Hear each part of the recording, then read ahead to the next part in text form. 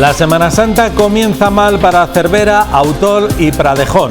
El cierre perimetral de los 3 municipios desde el jueves, sumado a nuevas restricciones de aforos de comercio y hostelería en Arnedo, es un serio aviso de lo que puede ocurrir en próximos días si en Semana Santa no se cumplen las medidas de prevención contra el coronavirus. La decisión del Gobierno de La Rioja es un mensaje firme que no se debe pasar por alto. No es de recibo que haya que apelar de tal manera todavía a la conciencia social y que haya quien tenga que cerrar su negocio por la irresponsabilidad de otros. Pero la realidad nos ofrece aún demasiadas imágenes de infractores, de fiestas ilegales que entorpecen el camino hacia el fin de la pandemia, de demasiada irresponsabilidad.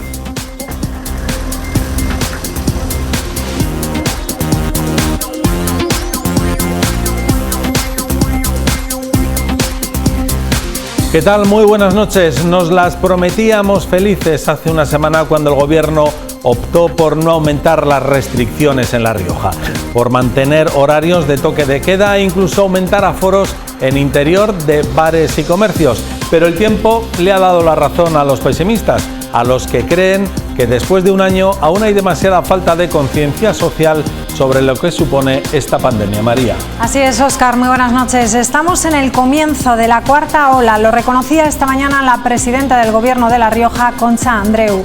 El lunes decía que no sabía ya cómo decir que los ciudadanos seamos cuidadosos y hoy ya ha dicho lo que es una evidencia, aunque haya quien se resista a entenderla.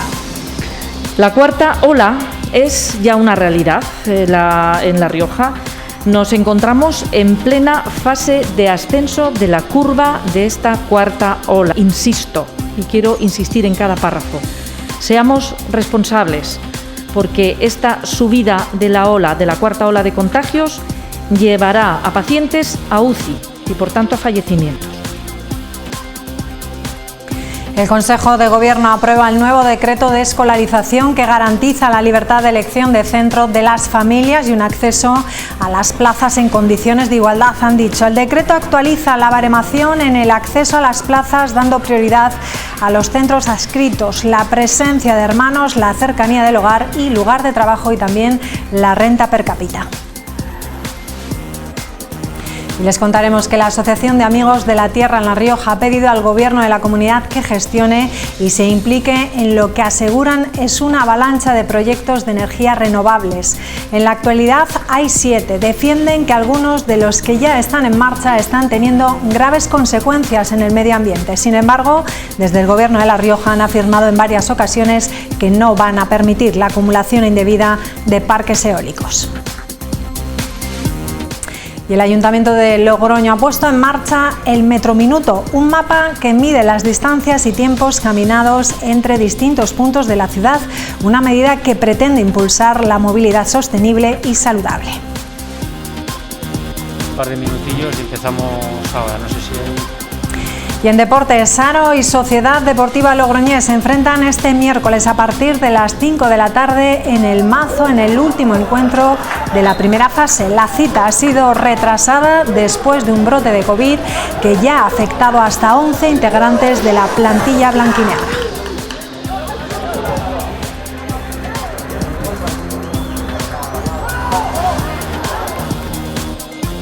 Bueno, pues después de muchos retrasos, por fin, ya a las 5 de la tarde este miércoles, pues ya se juega el partido. Y retransmitido en directo por las 7 de La Rioja, que lo sepan nuestros espectadores. Gracias, María. Luego volvemos al desarrollo de la información. La denominación de origen calificada Rioja ya tiene hoja de ruta hasta el año 2025. Presentó ayer sus líneas estratégicas para el próximo quinquenio con objetivos importantes en campos como la comercialización de vino y la explotación enoturística, sin dejar de lado otros aspectos también importantes como la sostenibilidad y la innovación. Hoy vamos a conocer en Punto de Encuentro las principales líneas de este plan con el director general del Consejo Regulador, José Luis Lapuente. ¿Qué tal? Muy buenas noches. Buenas noches. Vamos a hacer un repaso a esas líneas estratégicas del plan que se presentó ayer, pero hay algo que me llama la atención, sobre todo en el lado del enoturismo, la capacidad que parece que vamos a tener para que de aquí al año 2025 remontemos los efectos malos de la de la pandemia y nos planteemos con una cifra de turistas ligados al vino de 1,3 millones, cuando en el año 2019 el último previo a la pandemia era de 850.000 aproximadamente. Bueno, yo creo que quizá la situación actual nos hace ser pesimistas en líneas generales con cualquier objetivo que nos fijemos. Estamos hablando de un negocio de futuro, un negocio que sostiene a una región y por tanto un negocio que debemos ayudar a que siga floreciendo, a que siga cosechando éxito, que siga evolucionando y siga generando valor. En ese sentido, 5 años representan un periodo de tiempo importante. El enoturismo, ya que te refieres a ello, constituye la mejor ventana para poder disfrutar del producto en toda su extensión. Ponemos el acento en que no se trata solo de consumir un producto de calidad como el vino de Rioja, sino de tener la experiencia o de poder disfrutar la experiencia de hacerlo en el ámbito en el que se produce, poniendo el acento en que detrás de cada vino hay una historia, hay algo que contar, hay algo que averiguar, hay algo que conocer.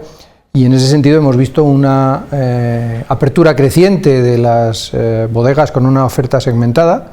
Es uno de los áreas en las que ha estado trabajando el Consejo Regulador, poniendo su granito de arena en segmentar la oferta, es decir, no hacer todos de todo, sino especializarse en el turismo familiar, en el turismo de negocios, en una oferta premium, en un turismo asociado a la gastronomía, de alguna forma catalogar esa oferta de una manera inteligente para buscar el público objetivo. Y yo creo que si a eso le sumamos las excelentes condiciones del entorno, de la gente, de lo que es en definitiva el paisaje, tenemos una oferta ganadora para conseguir una evaluación ambiciosa, pero positiva, ¿no? Porque yo creo que es el mejor argumento, el mejor envoltorio para poder presentar nuestro vino a aquellos que todavía no lo conocen y a muchos de los que lo conocen, hacerlo en este entorno que yo creo que lo que hace es fidelizarlos, ¿no? Con lo cual, bueno, como cualquier hoja de ruta, yo creo que hay que fijar el techo muy alto, luego hay mecanismos de medición, pero esto debe ser una ambición que debe perseguir el gran conjunto de las bodegas y sobre todo porque evidentemente la competencia no se duerme, ¿no? Y porque me imagino que, aunque para hacer enoturismo la movilidad es un factor importante, me imagino que no estaremos encerrados en cierres perimetrales. La movilidad no será tan reducida durante mucho más tiempo, ¿no? Al menos, aunque el año 2021 yo creo que no nos vamos a salvar mucho de la movilidad. En eso confiamos. El año 21, como bien dices, ha sido un año de un comienzo duro, lo hemos visto también en las restricciones.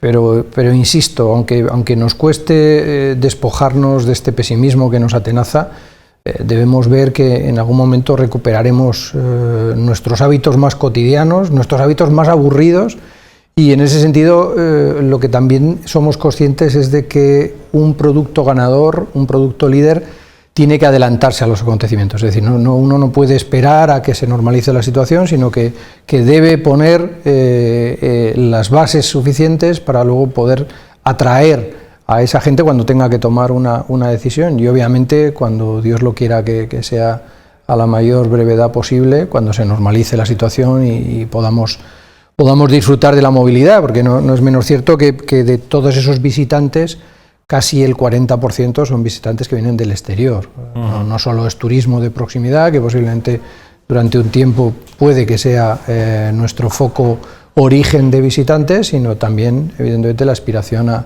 ese turismo internacional, porque las propias campañas de promoción que tenemos son emisarias, son difundidoras de, en definitiva, las bondades de la región. Un salto cuantitativo tan importante como pasar de 850.000 a 1,3 millones de personas haciendo turismo vitivinícola en la comunidad en 5 años, no sé si requiere de una infraestructura hotelera, por ejemplo, mayor de la que en este momento hay, siempre y cuando no se considere que el turista venga solamente un día y se marche. No, llevas toda la razón. Eso en jerga enoturística se llama un excursionista.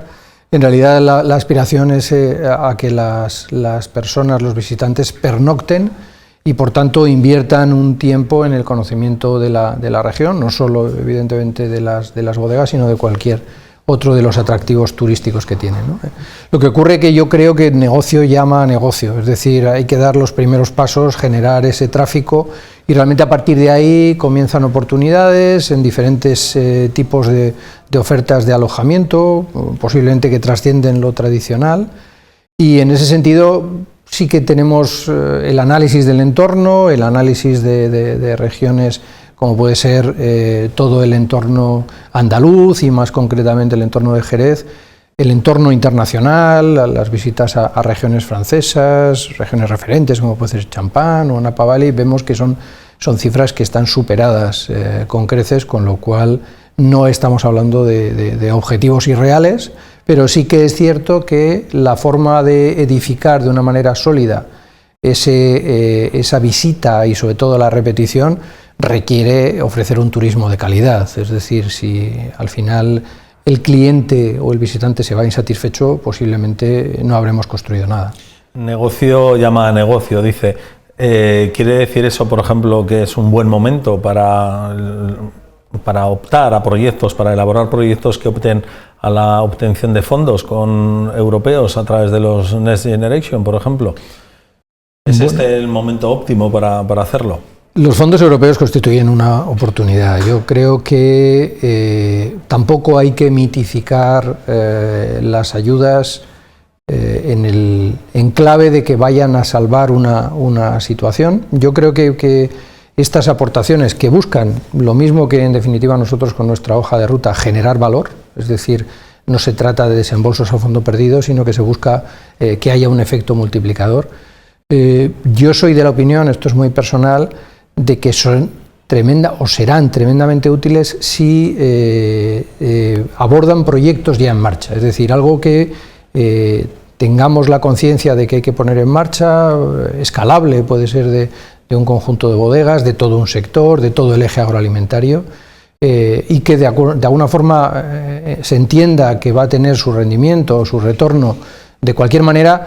Ahí yo creo que encontraremos el mejor empleo. Si pensamos en un concepto mucho más retrógrado de la subvención, en un aprovechamiento per se de fondos y de alguna forma el buscar la liquidez, yo creo que nos estaremos equivocando. Entre otras cosas, posiblemente las propias claves, y las vamos a ver en las próximas semanas, no solo después de la presentación del Plan Nacional, sino también de las convocatorias a las que asistiremos, van a ser instrumentaciones complejas que, ya digo, al final donde se van a encontrar y donde van a encontrar el efecto multiplicador va a ser en esos proyectos que sí o sí entendemos que son necesarios para acometer el futuro y proyectos que se van a unir a palabras que nos van a sonar recurrentemente, como digitalización, como sostenibilidad, como todo lo que es la política verde y en definitiva las ecopolíticas en torno a el negocio. Bueno, al final yo creo que tienen que ser trenes ya en marcha a los que estos fondos puedan venir a ayudar. De cualquier manera, yo insisto que queda todavía un camino por recorrer. Hemos visto grandes cifras, muchos ceros, pero todavía queda un camino por recorrer hasta que estos fondos se materialicen y posiblemente estemos hablando más de 2022 que 2021. Y en el año 2025, ese lugar, esa meta que se han marcado como destino en 5 años, ¿es donde hubieran llegado si no hubiera habido pandemia o es un lugar al que perfectamente podrían haber llegado también sin pandemia, sin acelerar? Bueno, al final no es tan fácil llegar a los sitios, ¿no? Hay que tener el vehículo, el calzado adecuado, hay que tener las herramientas y además llegar en un concepto como el de una denominación de origen todos juntos, ¿no? y con suficiente masa crítica.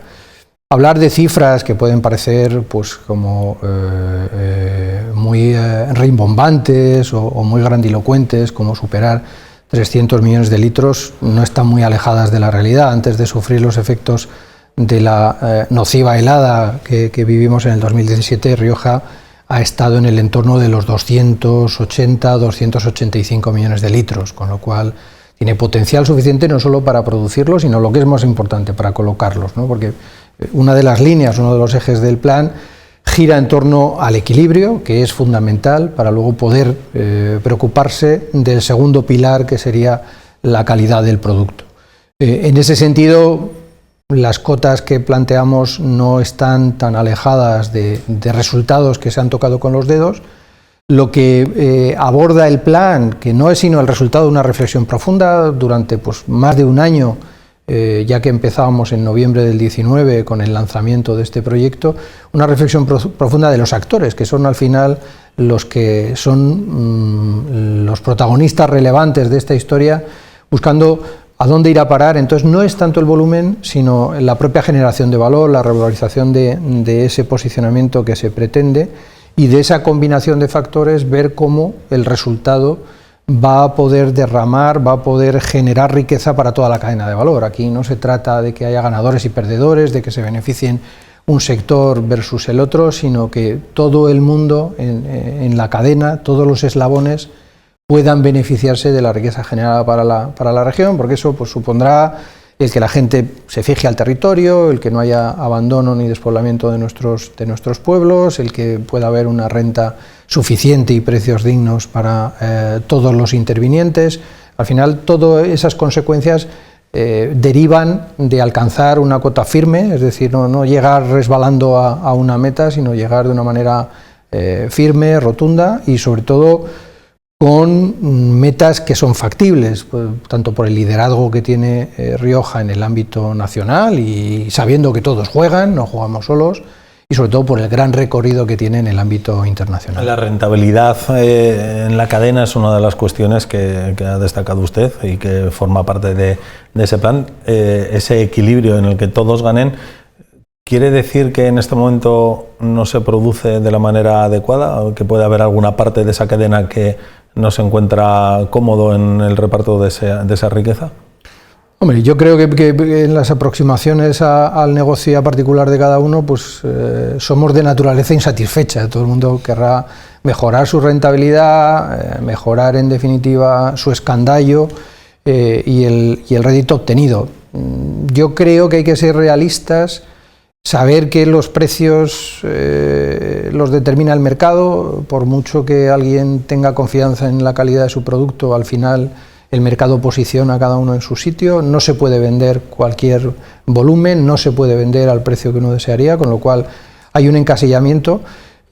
Lo que sí que podemos hacer es nutrir al sistema de argumentos de valor. Hablábamos del enoturismo, de introducción de esas nuevas figuras, de potenciar el origen, en definitiva reinventar esa oferta para el consumidor, decirle lo que el consumidor está buscando o está deseando escuchar. El consumidor al final va a ser el que nos va a poner en nuestro sitio, el que va a pagar por nuestro producto, con lo cual la aspiración debe ser maximizar esa rentabilidad, pero en un contexto donde ya no solo al final hablamos de mercados saturados, de mercados muy competitivos, sino de mercados que están sujetos, y por eso es otro de los ejes no de nuestro plan, sino ya de cualquier plan, a, ya no digo pandemia, sino riesgos de cualquier índole, con lo cual uno tiene que tener también los mecanismos preparados para reaccionar ante debilidades, contingencias que se puedan presentar. Veníamos, antes de sufrir esta desgraciada situación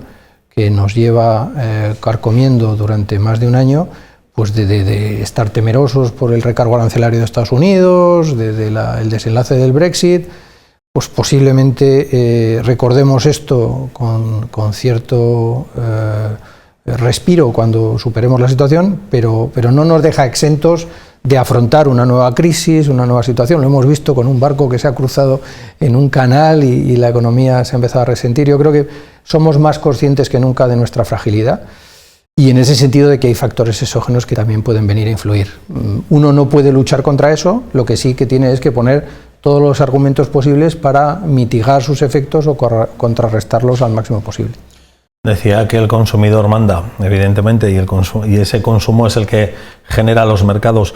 Ustedes en la denominación de origen calificada de Rioja siempre han apostado sobre todo por la internacionalización. Marcan un objetivo del 44% en las exportaciones para ese año 2025, aunque ya es un porcentaje alcanzado, creo, en el año 2020, si no recuerdo mal, aproximada. Es coyuntural, sí, es cierto. Parece casi una coincidencia malvada, ¿no?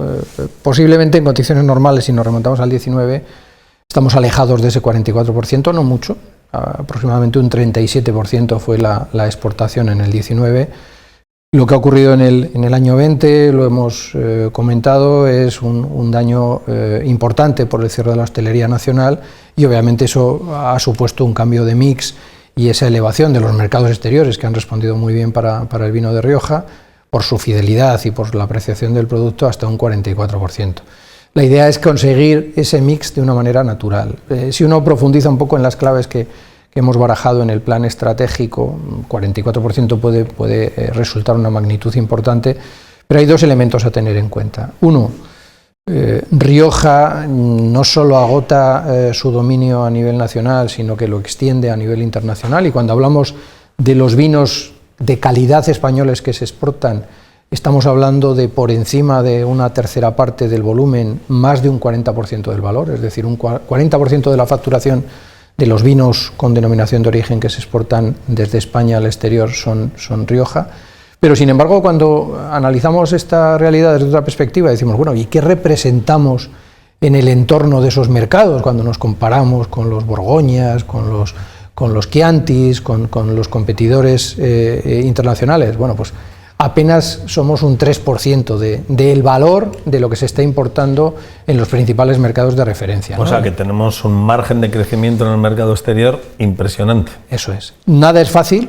Hay que romper esos techos de cristal, todos juegan también en el exterior, muchos de ellos han llegado antes que nosotros, por suerte o por desgracia hemos sido una denominación que ha mirado mucho al mercado doméstico durante un tiempo, y evidentemente eso nos ha impedido pues, partir en igualdad de condiciones en la carrera internacional que otras denominaciones.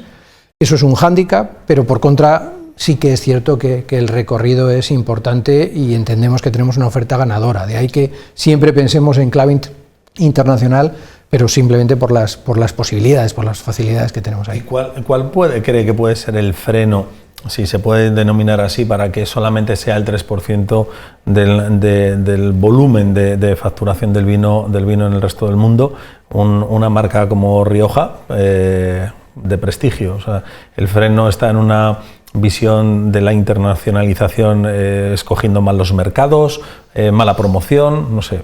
Bueno, yo diría que es una combinación de factores. O sea, de la misma forma que si analizamos la penetración en España, es decir, no hay un sitio al que uno no pueda ir de consumo donde no haya una botella de Rioja, es decir, prácticamente el mercado tiene una saturación del 100%. En términos de presencia. Sin embargo, esto cambia rotundamente cuando nos vamos al exterior. Sí que es cierto que como patriotas, además, decimos, nos sentimos orgullosos de que haya vino de Rioja en este restaurante, en este otro, pero vemos que la presencia no es grande, con lo cual la penetración no es la misma. Y en segundo lugar también, yo creo que hay esa deuda o ese déficit de salir al exterior durante tiempo. Si analizamos todas las bodegas de Rioja que han tenido o que han embotellado o que han tenido actividad en el 2020, aproximadamente unas 500, solamente el 50% han exportado vino al exterior. Es decir, hay un 50% de las bodegas que solamente miran a su entorno, a su región, a su pueblo.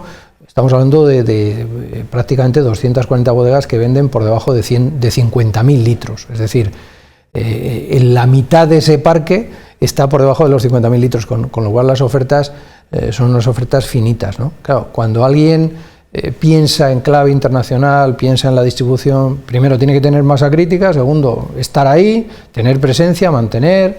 Eso significa una estructura, significa en definitiva pues, acuerdos comerciales. No es fácil.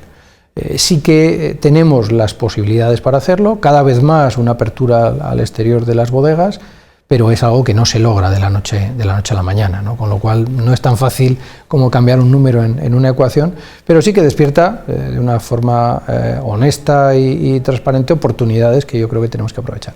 De todas esas bodegas que hay en el Consejo Regulador de la denominación, solamente 50 exportan, dice, con esos volúmenes.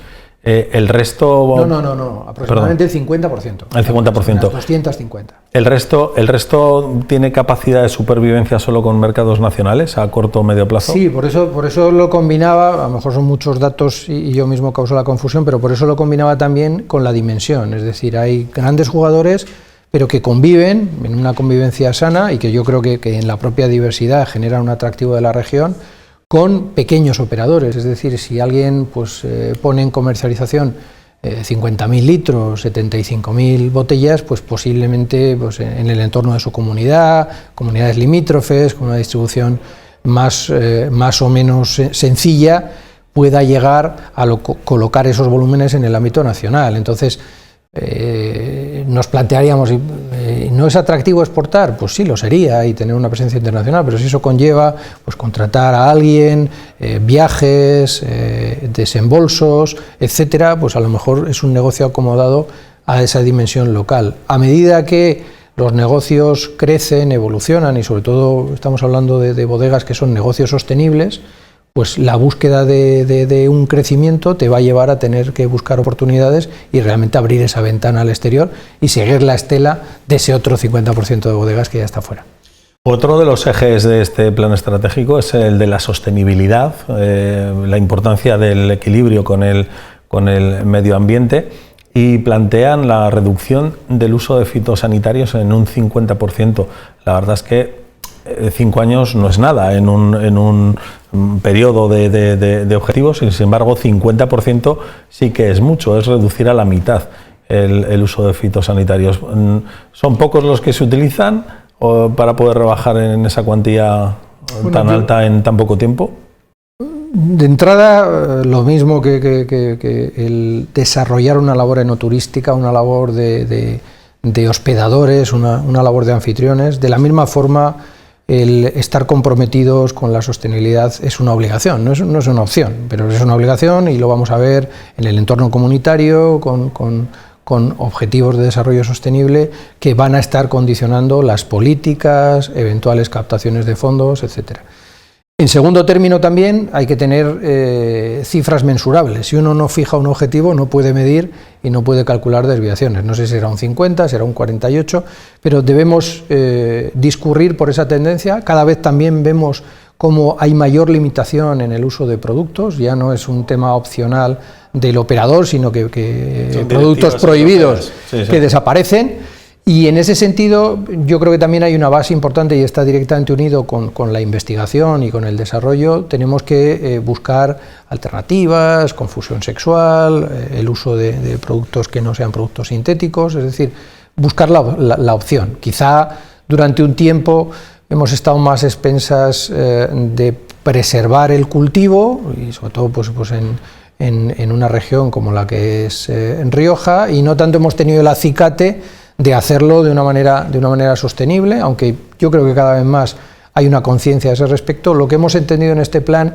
que debemos de vertebrar algo, es decir, en cuanto que es una clave, es algo con lo que alguien de una forma o de otra se va a cruzar, tiene sentido el vertebrar, el permitir una evolución por parte del operador, permitir, por tanto, el que vaya mejorando en ese camino, y por tanto demostrar ese compromiso que al final también lo está pidiendo el consumidor. Es decir, cada vez es más frecuente como un periodista, un líder de opinión, una misión inversa, una de las preguntas que antes no se hacían y ahora se hacen, bueno, ¿y vuestro credo, vuestros planteamientos en términos de sostenibilidad? Antes preguntaban por las cifras, preguntaban a lo mejor por exportaciones, por bodegas, por marcas, etcétera. Pero ahora esto comienza a ser algo recurrente y, por tanto, en definitiva, que debe estar avalado por un testimonio creíble y que responda a un plan orquestado. De ahí, por tanto, que tiene que ser también un eje de actuación. Dentro de esta patada de la sostenibilidad también está, por ejemplo, el objetivo del 5% de vinos orgánicos.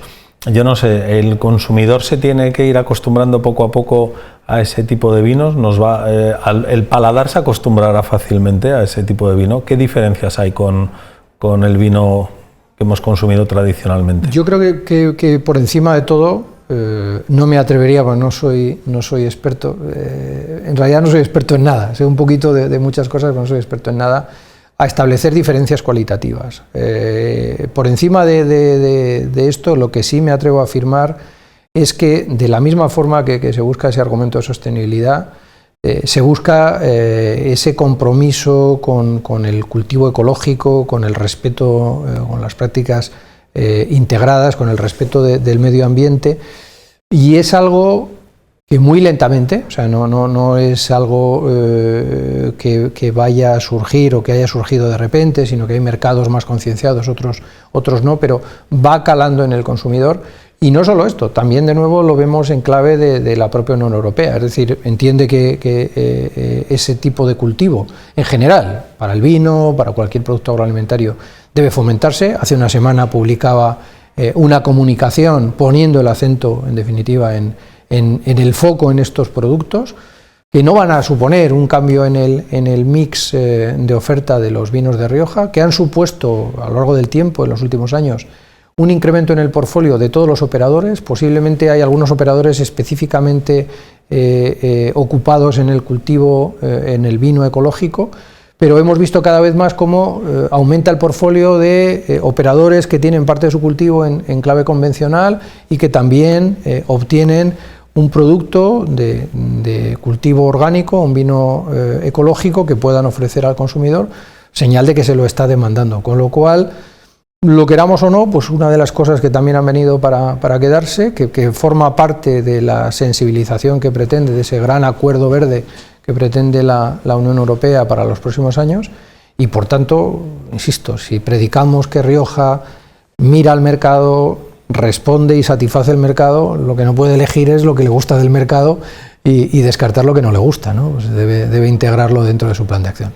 Otro de los ejes del plan es el de la digitalización y el de la innovación. Me imagino que a lo largo del año 2020, un año de pandemia, se activarían muchos de esos mecanismos casi de manera forzosa, porque hubo que tirar de mucho comercio electrónico y de mucha gestión para poder vender vino. Se plantea para el 2025 un 4% de venta online. Sí. Bueno, parece poco, pero quizás un salto cualitativo importante. Sí, lo es. Al final, la comercialización a nivel nacional y en particular de Rioja, aunque pensemos que no, es limitada, ¿no? Lo que ha ocurrido durante 2020, yo no hablaría ni tan siquiera de digitalización, voy a ser muy vasto a la hora de decirlo. La gente se ha buscado la vida. Y el buscarse la vida supone la televenta, la venta por teléfono, la venta utilizando el WhatsApp, la venta como sea, ¿no? Porque al final, cuando se cierran canales, hay que aprovechar los canales que están abiertos. Lo que sí que hemos descubierto es, bueno, ciertas costumbres, no sabemos cuánto va a quedar de esa costumbre asentado, de la búsqueda del producto por internet, de la búsqueda del producto online. No es un producto que haya acostumbrado a venderse en plataformas, ha sido un producto más de tocar. Obviamente estamos hablando del consumo off-trade, del consumo fuera del lugar de adquisición, pero lo que sí es cierto es que, bueno, la comodidad, la seguridad que representan estos hábitos ha llevado a romper barreras y a la búsqueda del producto vía soporte electrónico. Esto da una idea de hasta dónde se puede llegar y hasta dónde, y lo estamos haciendo casi más en el ámbito internacional, lo estamos explorando de una forma muy detenida en China, con grandes plataformas, porque con todo y con ello también es una oferta saturada, es decir, cuando uno llega parece que va a encontrar algo y lo puede probar con la búsqueda de otros artículos en estas plataformas. No es sencillo moverse, bucear, y hay que poner una bandera clara y un reclamo para poder hacerlo, pero sí que es cierto que, sobre todo, ya digo, yo creo que China es el referente.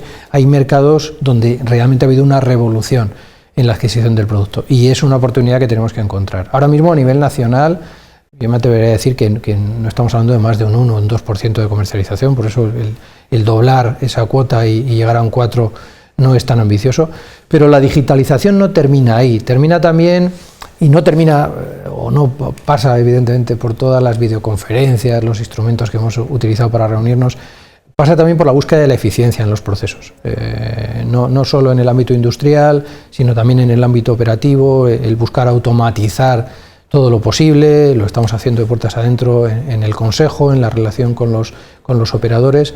Y eso será un proceso constante, ¿no?, en la evolución, claro, con los tiempos, ¿no? Y eso poco al final siempre un poco más gana en eficacia. Lo que sí vamos a empezar a ver, pues grandes puntos de encuentro, lo que en inglés se denomina un gran hub, ¿no?, como un gran entorno donde haya una interacción entre los actores. De alguna forma ya hemos cogido cierta velocidad a ese respecto y en definitiva, ¿y por qué no? ¿Y por qué esto no lo mecanizamos? ¿Y por qué no conectamos de esta manera? ¿Y por qué no tomamos ventaja de esta otra? Es algo, por tanto, que es necesario interiorizar y que quien pueda estar un poquito más rezagado, pues sabe que tiene que adquirir más velocidad, porque al final es una práctica y es una integración tecnológica más allá de la propia evolución de las redes, del Internet de las cosas, que al final necesariamente tiene que estar en nuestro negocio, debe evolucionar de las claves tradicionales y, por tanto, el liderazgo entraña también estar en punta de lanza en este ámbito. La presentación del plan estratégico ha coincidido también en el tiempo, bueno, pues con que se ha recuperado de nuevo desde el País Vasco la presión sobre esa marca Viñedos de Álava. En cuestión de pocas horas se producía una cosa, sí, y se producía la otra. No sé si es casual o no es casual, pero bueno, les genera inquietud esa insistencia desde el País Vasco con la marca Viñedos de Álava, y que cómo pueda acabar esa presión, esa iniciativa vasca.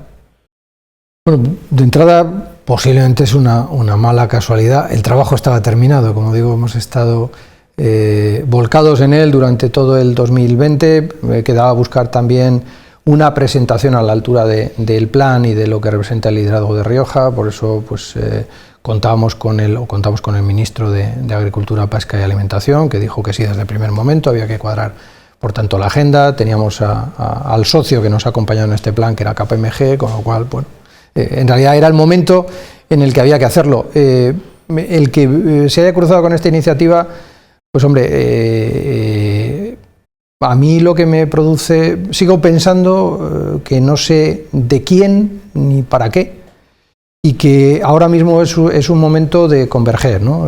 Posiblemente una herramienta como la del plan estratégico lo que ilustra es cómo uno tiene que acometer el futuro sin perder el tiempo en esfuerzos baldíos, ¿no? Cuando frente a esa converger, que no deja de ser sumar, alguien quiere restar y quiere buscar iniciativas artificiosas, y sobre todo provoca un desgaste, porque al final hay que dedicarle tiempo, y como digo, sin saber para qué y sin saber quién está detrás de ello, lo cual yo creo que debe hacernos reflexionar bastante en torno a esto. Pues bueno, genera cierta lástima, cierto grado de frustración, cierta rabia por no poder dedicar todos los esfuerzos a lo que realmente va a trazar el futuro y nos va a dar de comer, y tener que dedicar esfuerzos a estas iniciativas. Iniciativas, lo decíamos, yo creo que lo más jocoso es que uno de los principales impulsores de este proyecto, pues al final públicamente hace unas semanas se desdecía de él, con lo cual yo creo que eso es lo que escenifica el respaldo que tiene. Yo creo que en un negocio tan importante, en un negocio que se acredita por su nombre, no por su apellido, como es Rioja, el jugar con el patrimonio de muchos, estamos hablando de 14.500 viticultores, de 600 bodegas, debería llevar a la gente a ser bastante más seria de lo que realmente es. Se nos acaba el tiempo, pero bueno, la coincidencia en el tiempo también es buena, porque el ministro Luis Planas, creo que en su intervención de ayer fue bastante claro en cuanto a al mensaje de la unidad.